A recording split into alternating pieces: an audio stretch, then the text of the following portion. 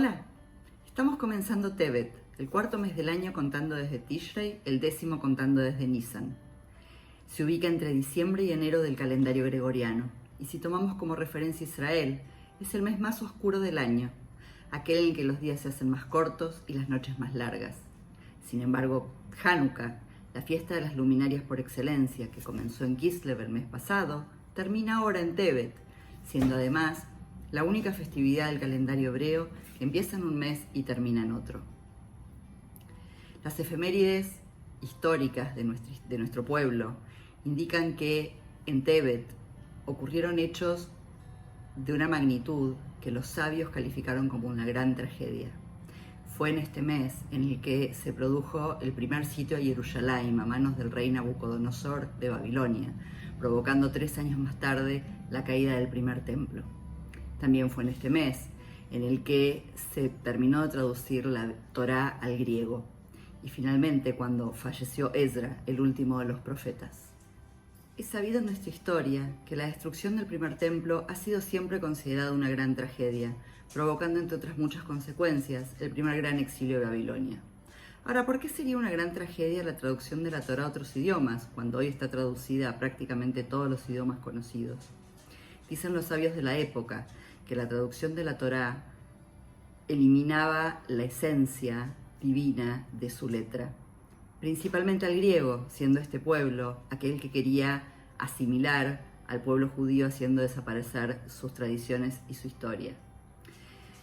Respecto del fallecimiento del último profeta, los sabios decían que en esa época la conexión de Dios con el pueblo era por intermedio de los profetas, con lo cual la muerte de ellos implicaba un vacío muy difícil de llenar. Una de las características que ha permitido al pueblo judío atravesar los siglos y los siglos, manteniendo viva su esencia, es la memoria. Y yo agrego la resiliencia.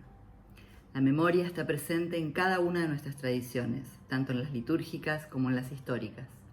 El mandato bíblico, y le contarás a tus hijos, es uno de los pilares de nuestra existencia. Así relatamos año a año todos los sucesos y los eventos que nos atraviesan como pueblo, desde la salida de Abraham de Ur hasta nuestros días.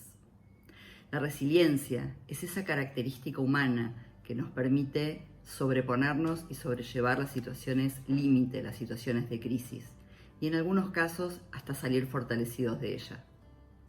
Cada uno de los eventos históricos antes relatados puede quedar estancado en un lugar de dolor y de lamento, o puede ser reinterpretado, reinventado bajo una nueva mirada. Tevet comparte raíz con todo, lo bueno. El profeta Zacarías dice por su parte que el ayuno del mes cuarto, quinto, séptimo y décimo, que es justamente el de Tevet, se convertirán para la casa de Yehudá en gozo y alegría. Entonces, ¿qué tal si le damos una nueva mirada a todos estos eventos? El primer exilio de Babilonia provocó en el pueblo un sentido de arrepentimiento y de conciencia tal que derivó en un resurgimiento del estudio y del respeto por las fuentes y tradiciones judías. De hecho, hay algunos autores que indican que es a partir de este momento en el que comienza a formarse la noción del pueblo judío como conjunto y ya deja de hablarse individualmente de las 12 tribus de Jacob. Si bien el deseo y la proyección de la reconstrucción estuvo siempre presente, aún después de la destrucción del segundo templo, algunos siglos más tarde, también es a partir de este momento en el que comienza a cobrar sentido la internalización y el sentimiento de que Dios nos habita y nos acompaña independientemente de los edificios y los santuarios. Vuelve a tomar vigencia aquel mandato bíblico entregado en el desierto, en donde Dios ordenó construir un santuario para habitar entre nosotros. La traducción de la Torá a otros idiomas permite y habilita al acercamiento de todo aquel que quiera a su sabiduría. Es una extensión más del principio mencionado anteriormente, en donde cada uno de nosotros constituye un santuario. Y poder disfrutar y acceder al texto bíblico en la lengua materna genera un mayor acercamiento. Finalmente, la muerte de los profetas habilita un espacio de conexión directa con lo divino, sin intermediarios. Es decir, que con otra mirada, los eventos que describimos en un comienzo como trágicos pueden transformarse en eventos luminosos, de libertad y de conexión con lo divino. No se me ocurre nada menos trágico que esto. La memoria histórica tiene dos dimensiones, el relato y la enseñanza. El relato, el cuento, es lo que nos permite recordar los sucesos del pasado una y otra vez. La enseñanza nos invita a analizar causas, consecuencias, derivaciones, qué implicancia o qué influencia tienen estos hechos en nosotros hoy, cuál es la información que nos quieren acercar. La enseñanza nos permite resignificar los mensajes que el relato nos quiere acercar.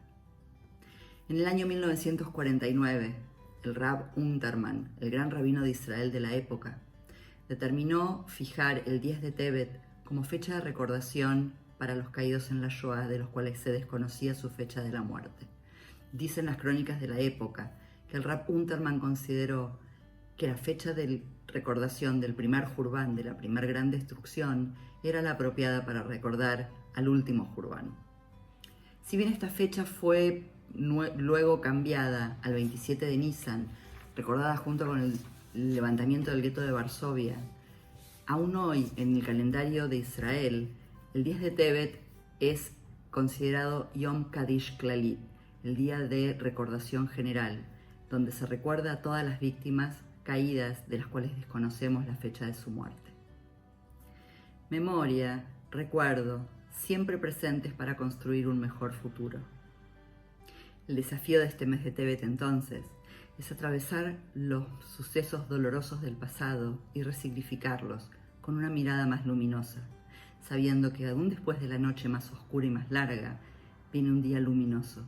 Depende de nosotros el cristal con el que lo querramos mirar. Jodesh Tov.